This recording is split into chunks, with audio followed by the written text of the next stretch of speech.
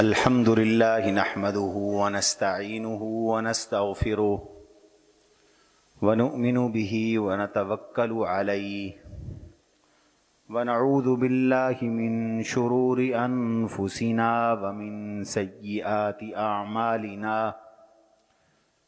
من يهده الله فلا مضل له ومن يضلله فلا هادي له ونشهد أن لا إله إلا الله وحده لا شريك له ونشهد أن سيدنا ومولانا محمدا عبده ورسوله صلى الله تعالى عليه وعلى آله وأصحابه وأزواجه وأتباعه وذرياته أجمعين أما بعد فأعوذ بالله من الشيطان الرجيم بسم الله الرحمن الرحيم يا أيها النبي إنا أحللنا لك أزواجك اللاتي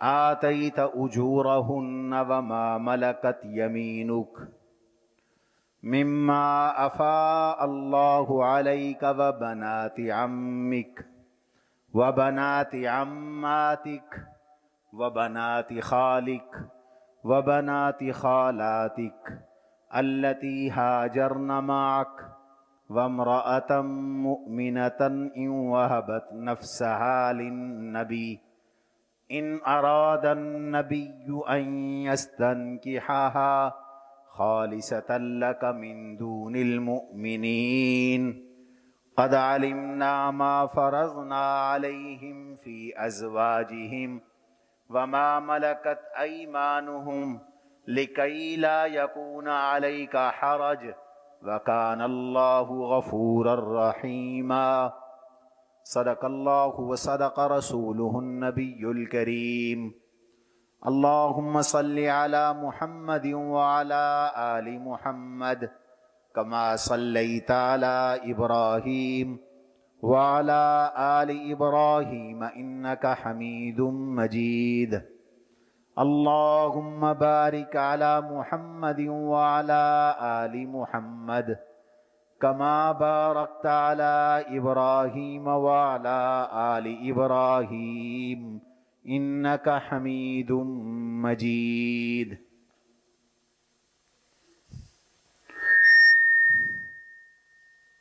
گرامی قدر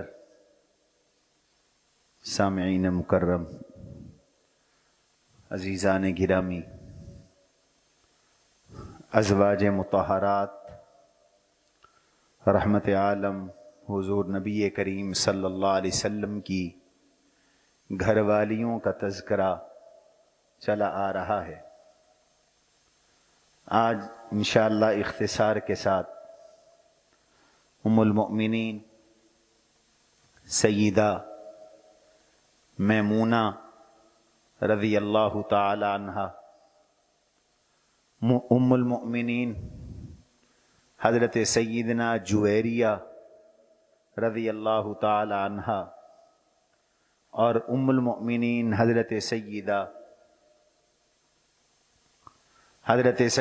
زینب بنت خزیمہ ام المساکین رضی اللہ تعالی عنہا کا ذکر خیر ہوگا، ان کی سیرت طیبہ کا بیان ہوگا۔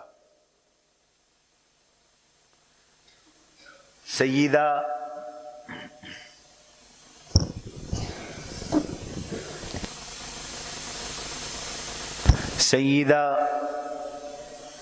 میمونہ رضی اللہ تعالی عنہا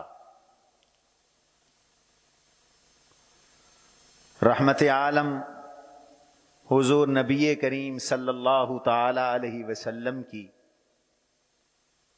زوجہ محترمہ ہیں۔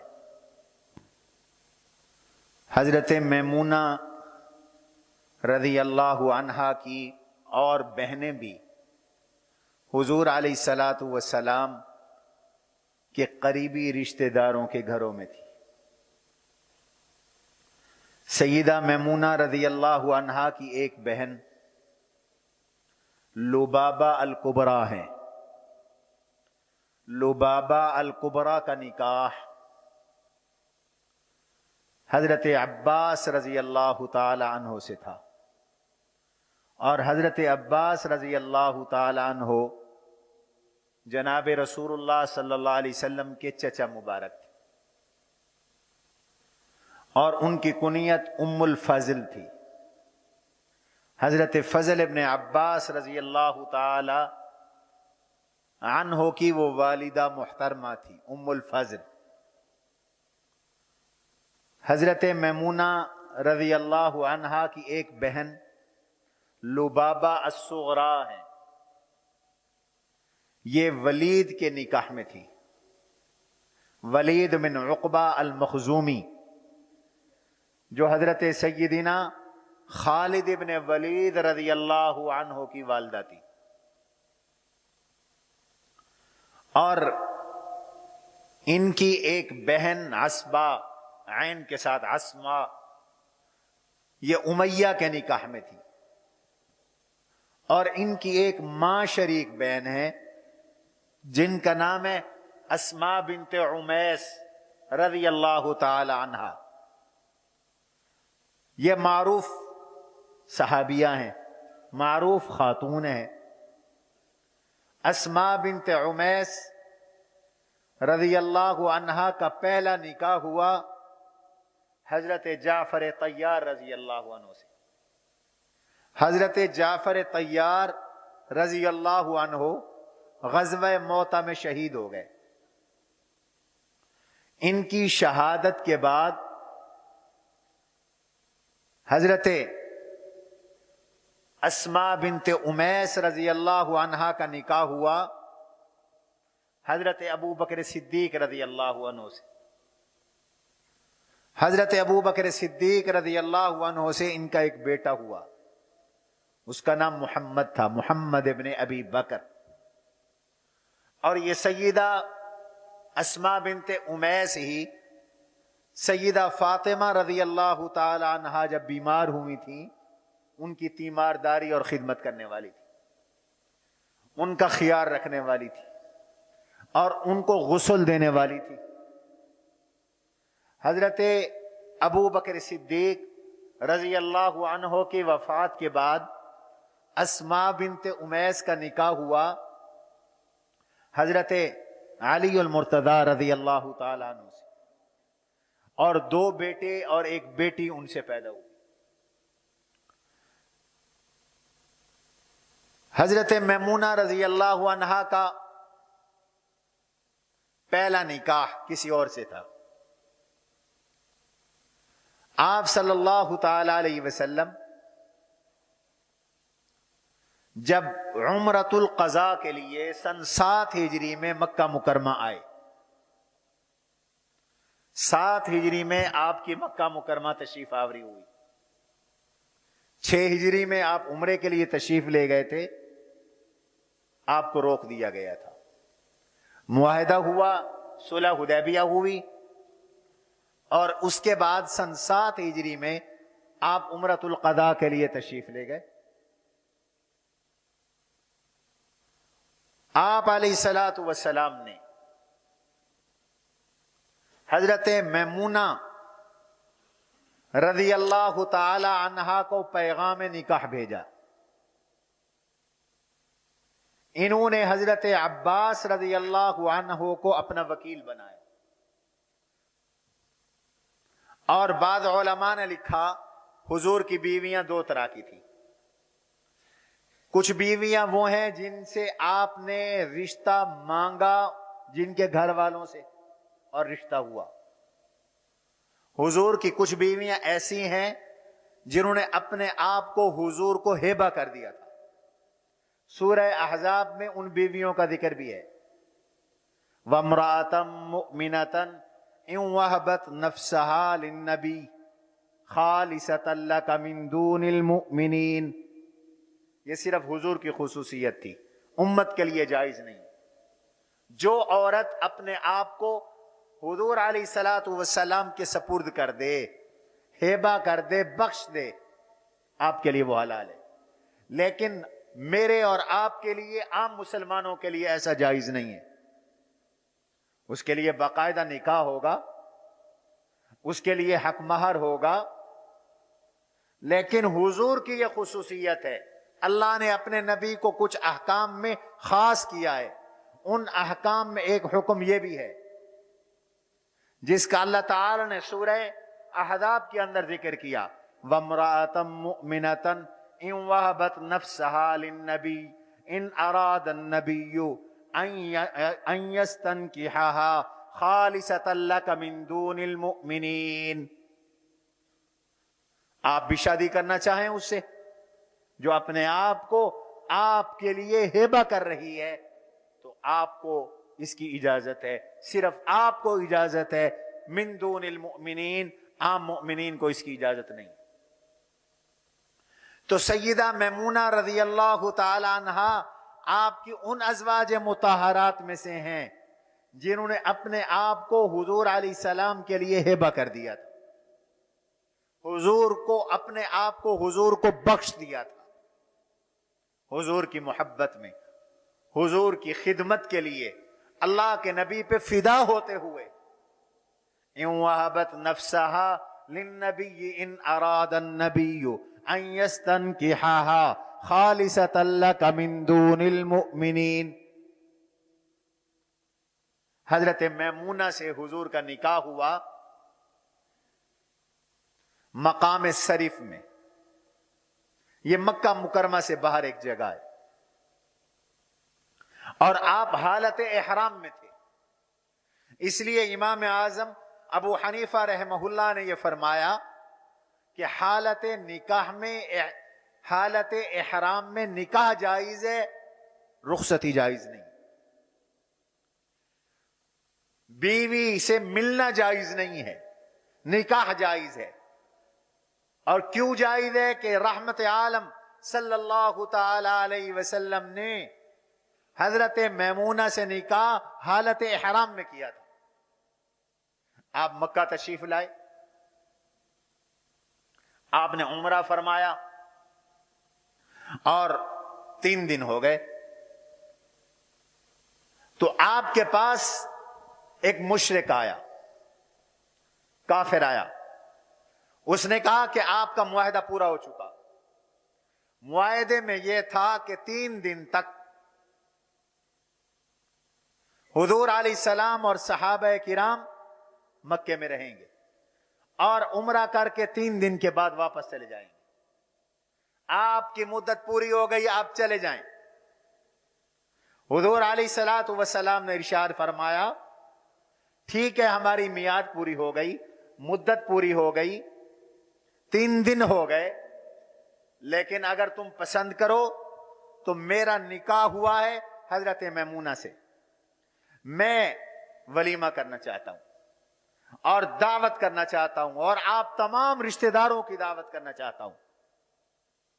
میری دعوت کے اندر آپ شریک ہو جائیں.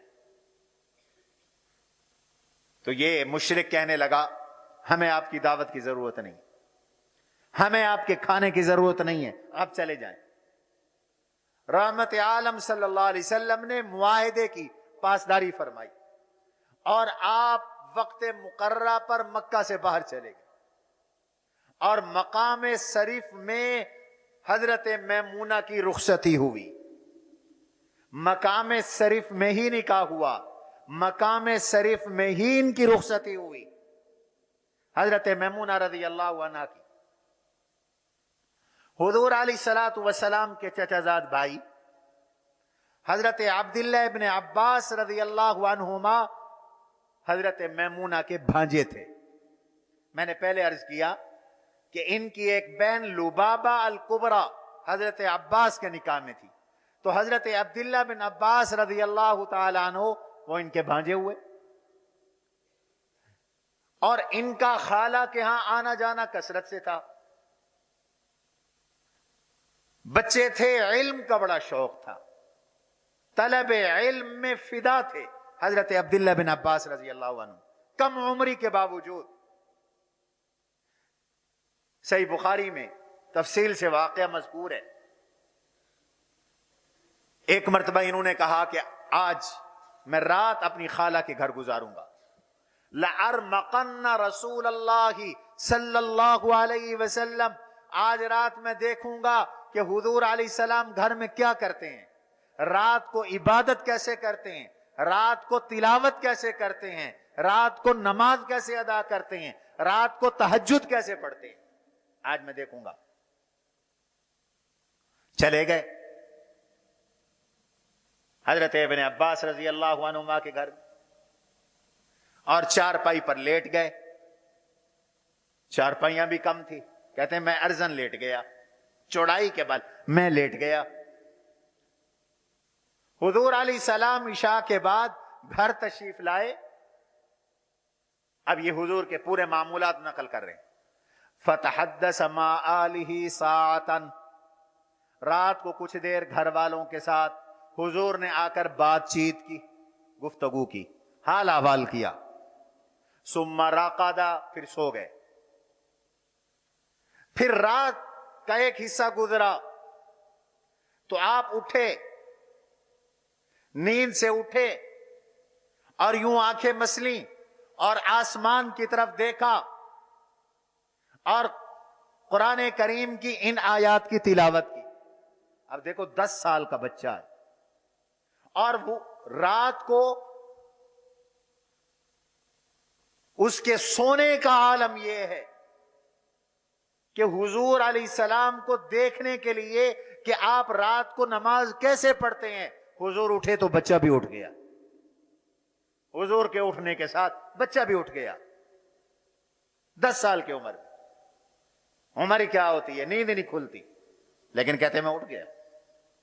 اور میں نے دیکھا حضور کو, حضور نیند سے اٹھے, آنکھیں مسلی اور آنکھیں مسل کر آسمان کی طرف دیکھا اور آسمان کی طرف دیکھ کے کہنے لگے, یہ آیات پڑھنے لگے, ان فی خلق السماوات والارض واختلاف اللیل والنہار لآیات لأولی الالباب الذین یذکرون اللہ قیاما وقعودا وعلى جنوبهم ويتفکرون فی خلق السماوات والارض ربنا ما خلقت هذا باطلا سبحانك فقنا عذاب النار ربنا انك من تدخل النار فقد اخزيته وما للظالمين من انصار.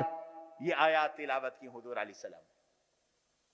پھر آپ اٹھے, مشکیزہ لٹکا ہوا تھا پانی کا, آپ نے اس کا منہ کھولا اور ایک برتن میں پانی ڈالا اور اس سے وضو کیا اور وضو فرما کر 2 رکعت نماز نفل پڑھی, ہلکی پھلکی نفل پڑھی. پھر 2 رکعت نماز لمبی پڑھی. میں آپ کے بائیں طرف کھڑا ہو گیا, آپ نے میرے کان سے مجھے پکڑا اور اپنے دائیں طرف مجھے کھڑا کر دیا. میں نے آپ کی اقتدا میں نماز شروع کر دی. پھر آپ نے 2 رکعتیں پڑھی, پھر 2 رکعتیں پڑھی, پھر 2 رکعتیں پڑھی اور پھر آپ نے 3 وتر پڑھے.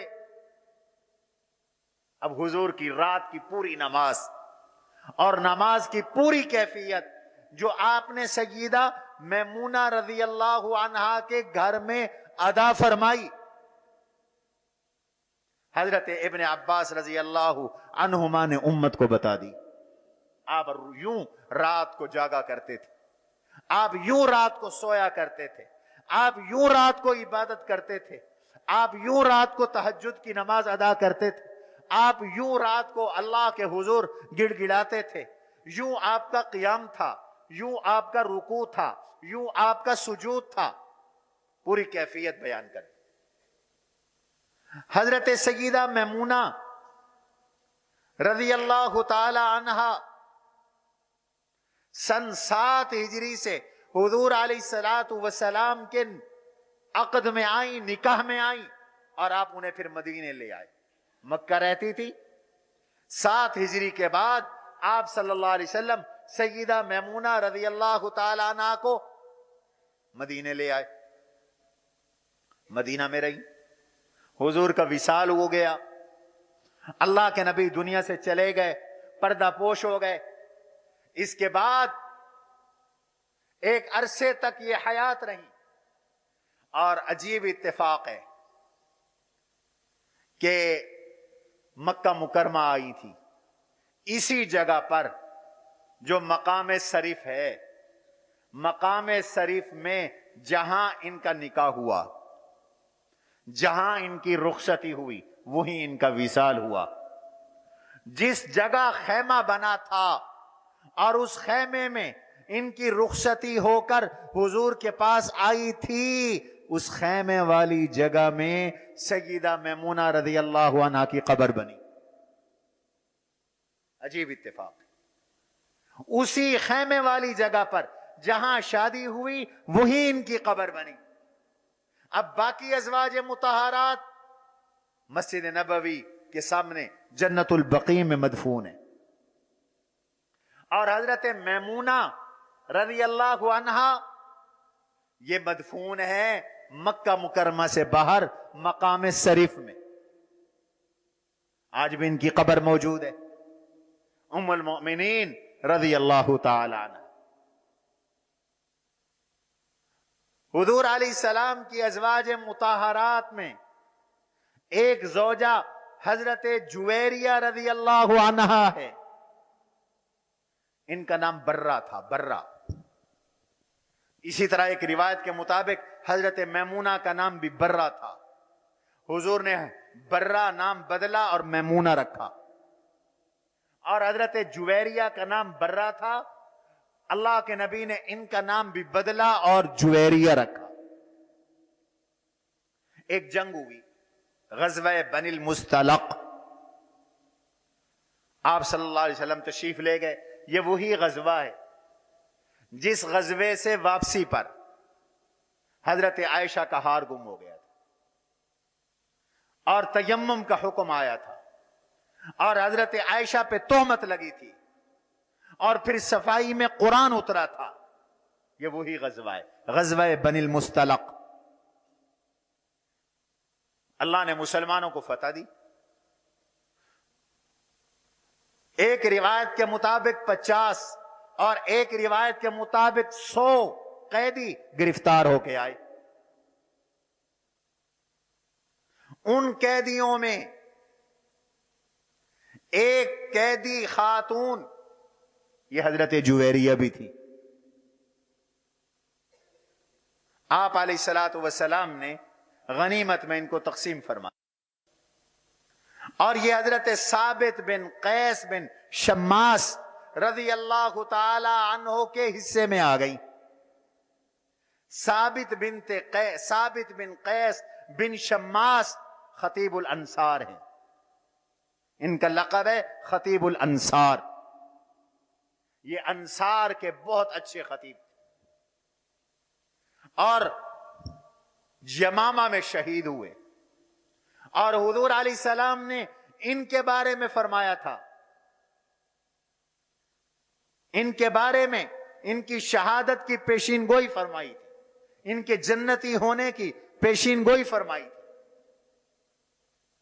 کئی صحابہ کو آپ نے پیشین گوئیاں کی۔ ایک صحابی حضرت طلحہ رضی اللہ عنہ، حضور علیہ السلام نے فرمایا جس نے چلتے پھرتے شہید کو دیکھنا ہو طلحہ کو دیکھ لے، چلتے پھرتے شہید کو دیکھنا ہو طلحہ کو دیکھ لے۔ روایات میں آتا ہے حضرت طلحہ جنگ جمل میں شہید ہوئے، اور جنگ جمل یہودیوں کی سازش سے حضرت علی المرتضی رضی اللہ عنہ اور حضرت عائشہ رضی اللہ عنہا کے درمیان ہوئی تھی۔ جب یہ شہید ہو گئے تو حضرت علی رضی اللہ عنہ ان کی ناش مبارک پر تشریف لائے اور کھڑے ہو گئے اور روئے، اتنے روئے۔ یہ حضرت علی کے ساتھ تھے، حضرت عائشہ کے ساتھ تھے، حضرت علی کی اس وقت مخالف فوجوں میں تھے، لیکن حضور نے ان کی شہادت کی بشارت دی تھی۔ آپ نے فرمایا تھا کہ چلتے پھرتے شہید کو دیکھنا ہو حضرت طلحہ کو دیکھ لو۔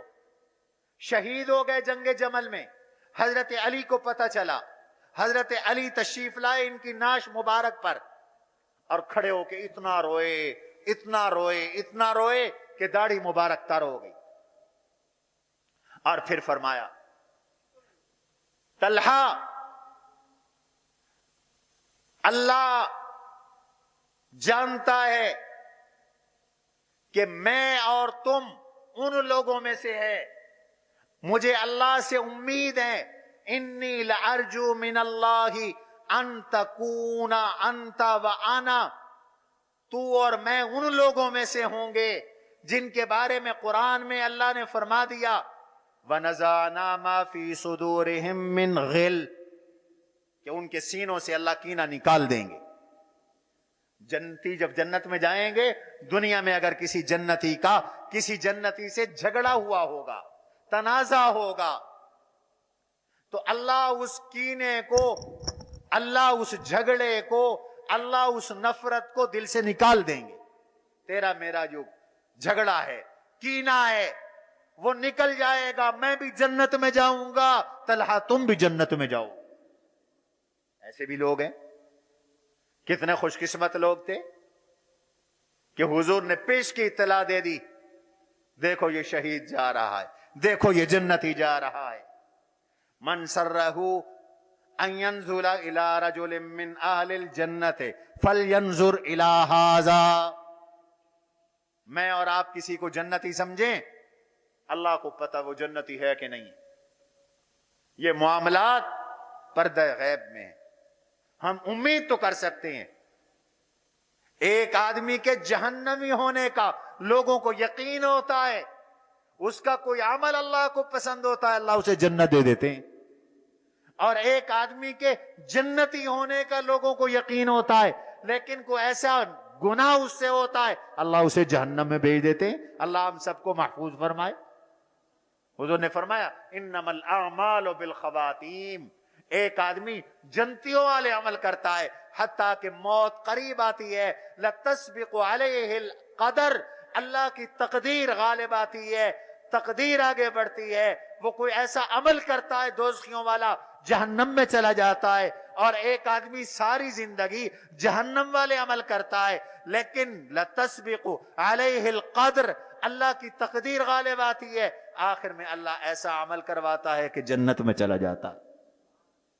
لیکن صحابہ کے بارے میں تو آپ نے پہلے ارشاد فرما دی، وہ دیکھو فلاں جنتی جا رہا ہے، وہ دیکھو فلاں شہید جا رہا ہے، فلاں شہید جا رہا ہے۔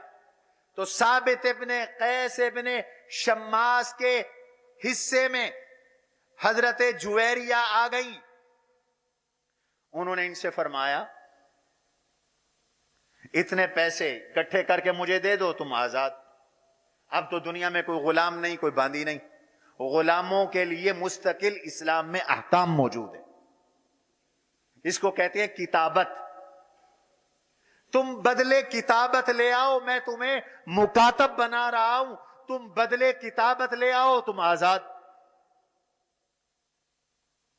سردار کی بیٹی تھی، قبیلے کے سردار تھے، بنی المستلق کے ان کے والد سردار ہے، سردار کی بیٹی ہے، حضور کے پاس آ گئی، یا رسول اللہ صلی اللہ علیہ وسلم آپ جانتے ہیں میں سردار زادی ہوں، سردار کی بیٹی ہوں، مجھ پر بلا آ گئی، مصیبت آ گئی، مجھ پر یہ حادثہ آ گیا، میں قیدی بن گئی، میں گرفتار ہو گئی، میں باندی بن گئی، مجھ سے کہا گیا اتنے پیسے کما کے لاؤ، اکٹھے کر کے لاؤ، تمہیں آزادی ملے گی، میری آپ مدد کر دیجئے، میری آپ مدد کر دیجئے۔ اب انگریز تو اعتراض کرتے ہیں، دیکھو جی مسلمانوں کے نبی نے اتنی شادیاں کی، یہ نہیں پتا کہ شادیاں کیوں کی، ان سے شادی کیوں کی حضور علیہ السلام نے۔ میں عرض کرتا ہوں،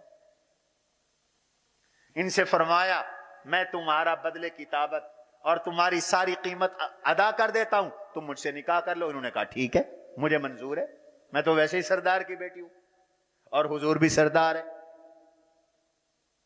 آپ نے ان کا بدلے کتابت ادا کیا، ان سے حضور کا نکاح ہو گیا۔ اب ذرا توجہ کرو، اس نکاح کی برکت یہ ہوئی 100 قیدی ان کی برادری کا صحابہ کے پاس تھا، 100 آدمی غلام، باندیاں، عورتیں، مرد گرفتار ہو کے آئے. صحابہ کو پتہ چلا کہ جویریہ ہماری ماں بن گئی، جویریہ ام المؤمنین بن گئی، جویریہ حضور علیہ السلام کی زوجہ محترمہ بن گئی، اور ان کا قبیلہ حضور کا سسرالی قبیلہ بن گیا.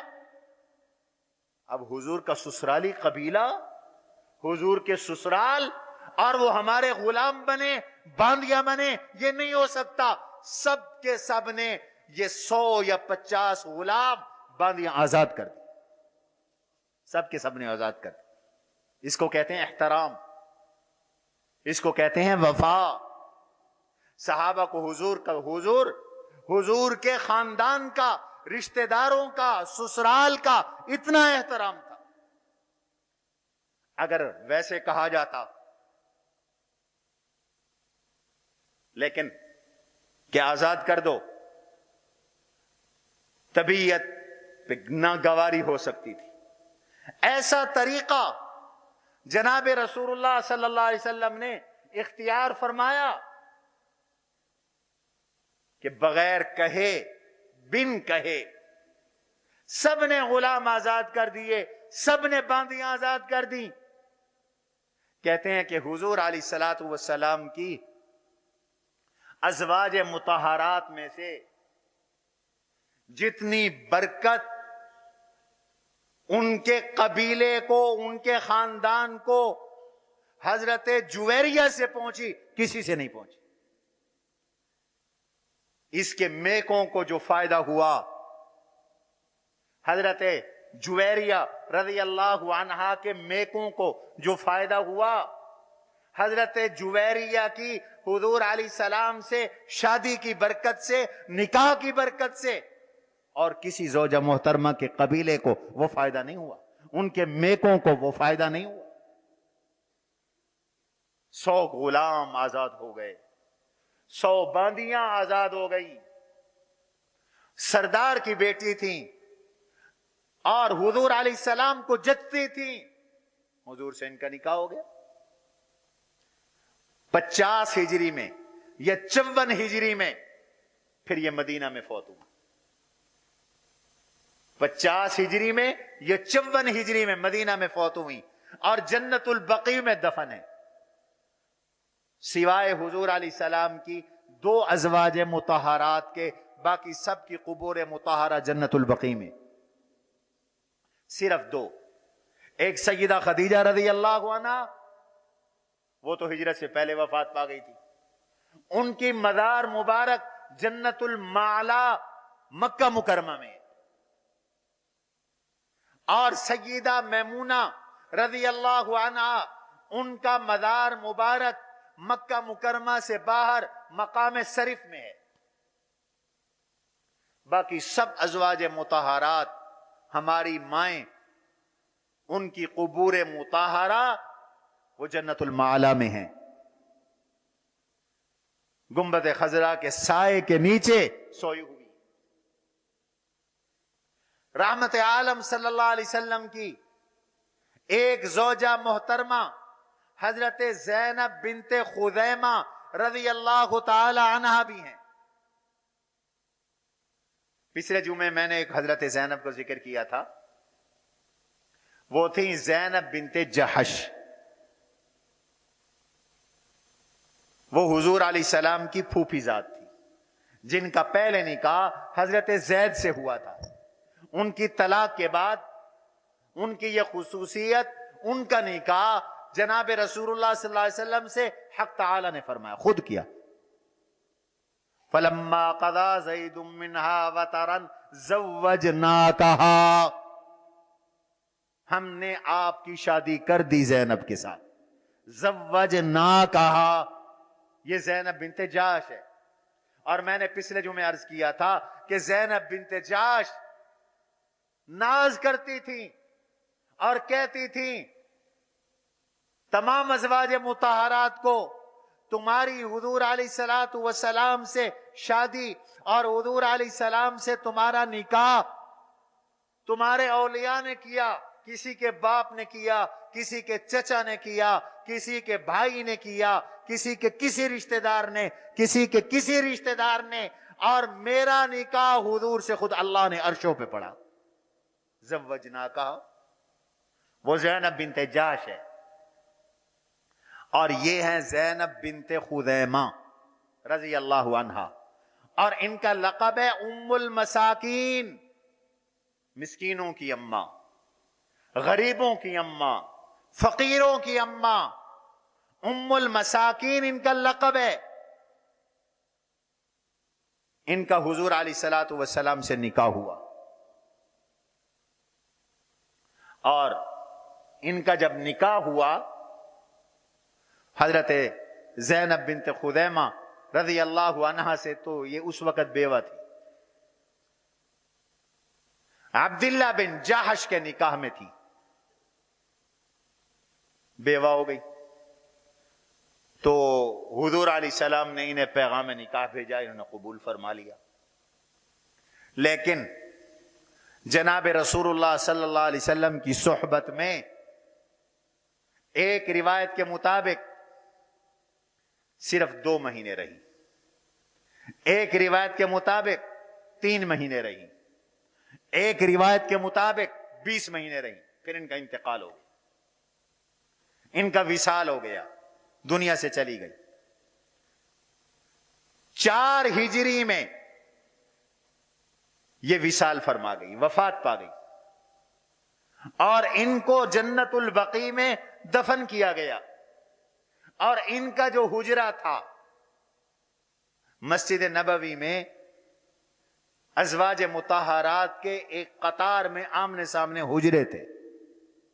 جس طرف حضور صلی اللہ علیہ وسلم کا روضہ ہے، یہ حضرت عائشہ کا حجرہ تھا. اس کے ساتھ پیچھے سیدہ فاطمہ کا حجرہ تھا. اس قطار میں آگے یوں سیدھی لائن تھی، درمیان میں گلی تھی، ادھر بھی لائن تھی، ازواج مطہرات کے حجرے تھے. حضور علیہ السلام نے اپنی ہر گھر والی کو ایک حجرہ دیا ہوا تھا. سیدہ حفصہ کا حجرہ، سیدہ ام سلمہ کا حجرہ، حضرت سیدہ زینب بنت جہش کا حجرہ، حضرت سیدہ صفیہ کا حجرہ، حضرت سیدہ جویریہ کا حجرہ، حضرت سیدہ ام حبیبہ کا حجرہ، حضرت سیدہ میمونہ کا حجرہ. یہ حجرات کی ایک قطار تھی آمنے سامنے. ان کا جو حجرہ تھا، اس حجرے کے اندر وہ حجرہ خالی ہو گیا. تو پھر اس حجرے میں حضور علیہ الصلوۃ والسلام نے جب سیدہ ام سلمہ رضی اللہ عنہا سے نکاح کیا، تو ان کے حجرے میں حضرت ام سلمہ رضی اللہ عنہا رہا کر بہت تھوڑا عرصہ حضور کی رفاقت میں رہی، اور اللہ کے پاس چلی گئی. اور کل قیامت میں حضور کی زوجہ بن کے اٹھیں گی، اور جنت میں سردار بن کے اٹھیں گی، جنت میں سردار بن کے اٹھیں گی. حضور علیہ السلام کی تمام ازواج مطہرات جنت میں آپ کے ساتھ ہوں. یہی وجہ ہے، میں پہلے ذکر کر چکا ہوں، حضرت سیدہ سودا بنت زمعہ رضی اللہ عنہا سن رسیدہ تھی. یہ بالکل جوان تھی. زینب بنت خزیمہ ام المساکین یہ بالکل جوان تھی. 30 سال کی عمر میں ان کا انتقال ہوا، صرف 30 سال کی عمر. صفیہ اور حضرت سودا بوڑھی ہو گئی تھی. ان کو حضور نے طلاق دینے کا ارادہ کیا. انہوں نے کہہ دیا، یا رسول اللہ مجھے آپ طلاق نہ دیں، میں قیامت کے دن آپ کی زوجہ بن کے اٹھنا چاہتی ہوں. اور قیامت میں جنت میں تو سارے ہی جوان ہوں گے. بلکہ ایک دفعہ حضور علیہ السلام نے ایک مزاح فرمایا ایک بوڑھی کے ساتھ. ایک بوڑھی آئی، آپ کا بڑا لطیف مزاح ہوتا تھا. نفیس سا مزہ ہوتا تھا. خوش طبی کبھی کبھی آپ فرما لیا کرتے تھے. ایک بوڑھی آئی, یا رسول اللہ دعا کیجئے, اللہ مجھے جنت میں بھیج دے, اللہ مجھے جنت عطا کر دے. آپ فرمائے بوڑھیاں جنت میں نہیں ہوں گی. وہ بیچاری بڑی پریشان ہو گئی. لا يدخلن الجنہ العجائز, بوڑھیاں جنت میں نہیں ہوں گی. وہ جب پریشان ہوئی تو حضور نے فرمایا پریشان کیوں ہوتی ہو, تم سب جوان ہو کر جنت میں جاؤ گی. انا انشأناہن انشاء فجعلناہن ابکارا عربا اترابا لاصحاب الیمین. اللہ نے فرمایا وہاں ہم سب کو جوان کر دیں گے. ہر بوڑھے کو, ہر بوڑھی کو جوان کر کے ہم جنت میں داخل کر دیں گے. اور صرف جوان نہیں ہوں گی, کنواری بن جائیں گی, ہم عمر بن جائیں گی. اترابا, شوہر بھی جوان, وہاں 30 سال کا جوان نظر آئے گا شوہر, بیوی بھی جوان. تو حضرت زینب بنت خزیمہ, ان کا لقب ام المساکین ہے. کیوں؟ صدقہ بہت کرتی تھی, خیرات بہت کرتی تھی, مسکینوں کا بہت خیال رکھتی تھی, غریبوں کا بہت خیال رکھتی تھی. چونکہ یہ غریبوں کا اور مسکینوں کا اور یتیموں کا اور بیوہ خواتین کا بہت زیادہ لحاظ رکھتی تھی, اس لیے ان کا لقب پڑ گیا ام المساکین. بھئی یہ تو مسکینوں کی ماں ہے, مسکینوں کی امی ہے, مسکینوں والی ہے, غریبوں والی ہے, مسکینوں کا خیال رکھنے والی ہے, غریبوں کا خیال رکھنے والی ہے. اور بھائی غریبوں کا خیال رکھنا بھی بڑی عبادت ہے, مسکینوں کا خیال رکھنا بھی بڑی عبادت ہے. احادیث میں اتنے فضائل ہے کہ آدمی حیران ہو جاتا ہے. رحمت عالم صلی اللہ علیہ وسلم کی ایک حدیث عرض کرتا ہوں, وقت ختم ہو گیا. آپ ارشاد فرماتے ہیں الساعی علی الارامل والمساکین کالصائم الذی لا یفطر, کالصائم الذی لا یفطر والقائم الذی لا یفطر. پہلا لا یفطر توئے کے ساتھ ہے, دوسرا لا یفطر تا کے ساتھ ہے. بیوگان کا خیال رکھنے والا, مساکین کی خبرگیری کرنے والا, بیوہ عورتوں کی خدمت کرنے والا, مسکینوں کی خدمت کرنے والا, ان کا اجر کتنا ہے, ان کا ثواب کتنا ہے. کالصائم الذی لا یفطر, جیسے کوئی ہمیشہ نفلی روزہ رکھے کبھی نہ چھوڑے, ہمیشہ نفلی روزہ رکھے کبھی نہ چھوڑے. حضرت طلحہ رضی اللہ عنہ کے بارے میں ہم نے پڑھا, یہ 10 مبشرہ میں سے. حضرت طلحہ حضور علیہ السلام کی زندگی میں تو جہاد کی وجہ سے نفلی روزے نہیں رکھ سکے, لیکن حضور کے دنیا سے جانے کے بعد حضرت طلحہ رضی اللہ عنہ نے 40 سال مسلسل روزے رکھے, سوائے عید کے ایام کے. ایام عید میں روزہ رکھنا جائز نہیں ہے, ایام عید کو چھوڑ دیتے, روزہ رکھنا جائز نہیں ہے, اور باقی مسلسل روزے رکھتے تھے. صحابہ میں یہ معمول تھا. سردیوں کے روزے تو بڑے آسان ہوتے ہیں, یہ گرمیوں میں بھی رکھتے تھے. سردیاں تو غنیمت ہے مسلمان کے لیے, راتیں بھی لمبی, تہجد بھی پڑھ سکتا ہے, دن چھوٹا روزہ رکھ سکتا ہے, روزہ لگتا بھی نہیں ہے, پیاس بھی نہیں لگتی. تو طلحہ رضی اللہ عنہ نے 40 سال نفلی روزے رکھے, اور روزے چھوڑے تو صرف عید کے دنوں کے چھوڑے. اور حضرت عبداللہ بن عمر بن عاص رضی اللہ عنہما روز روزہ رکھتے تھے. حضور نے فرمایا روز روزہ نہ رکھو, منع کیا, ہر مہینے 3 رکھ لیا کرو. انہوں نے کہا یا رسول اللہ انی اطیق اکثر من ذالک, مجھے اس سے زیادہ قوت ہے, ہمت ہے, طاقت ہے, تو پھر میں روزہ کیوں نہ رکھوں. آپ علیہ الصلوۃ والسلام نے ان سے فرمایا اگر بہت ہی زیادہ شوق ہے سم یومن وفطر یوما، ایک دن روزہ رکھو نفلی روزہ، ایک دن چھوڑ دو تاکہ ضعف پیدا نہ ہو، کمزوری پیدا نہ ہو۔ ان لنفسک علیک حقا، تیری جان کا تجھ پر حق ہے، وَإِنَّ لِزَوْجِكَ عَلَيْكَ حَقًّا، تیری بیوی کا تجھ پر حق ہے، وَإِنَّ لِزَوْرِكَ عَلَيْكَ حَقًّا، تجھ سے ملنے کے لیے جو آیا ہے اس کا تجھ پہ حق ہے۔ تو حضور نے فرمایا ایک دن روزے رکھو، ایک دن روزے نہ رکھو، اس لیے کہ داؤد علیہ السلام ایسے ہی روزے رکھتے تھے۔ ان احب اللہ صیام داود کان یفطر یوما کان یصوم یوما ویفطر یوما، اللہ کو روزوں میں سب سے زیادہ داؤد علیہ السلام کے روزے پسند، ایک دن روزہ رکھتے تھے، ایک دن چھوڑتے تھے، ایک دن رکھتے تھے، ایک دن چھوڑتے تھے۔ داؤد علیہ السلام کی 3 خوبیاں احادیث میں آئی ہیں۔ پہلی خوبی، ان نبی اللہ داؤد علیہ السلام کان یاکل من عمل یدیہ، حضرت داؤد اپنے ہاتھ کی کمائی کھاتے تھے، محنت اور جفا کشی کرتے تھے، زرے بناتے تھے۔ علمناہ صنعت لبوس وَأَلَنَّا لَهُ الْحَدِيدِ، اللہ نے لوہا نرم کر دیا تھا، وہ لوہے کے ساتھ لوہے کو ہاتھ سے پھیر کر وہ چیزیں بنا لیا کرتے تھے، زیرہ بنا لیا کرتے تھے، اور زیرے بیچتے تھے اور اسی کی کمائی کھاتے تھے۔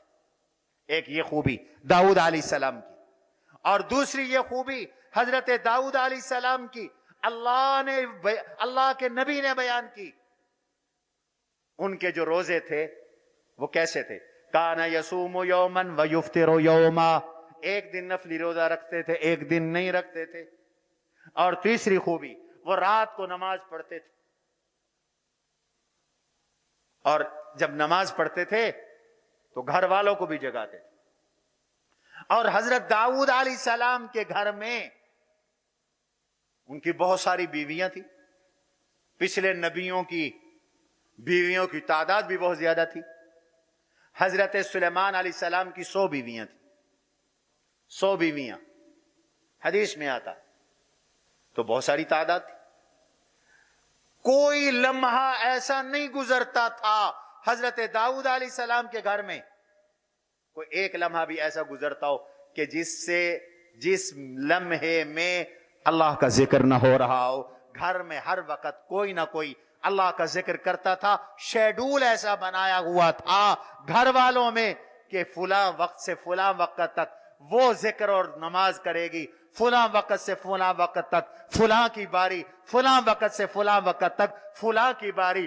24 گھنٹے میں کوئی منٹ سیکنڈ اللہ کے ذکر اور عبادت سے خالی نہیں جاتا۔ اللہ ہمیں بھی یہ ذوق نصیب فرمائے۔ وما علینا الا البلاغ المبین۔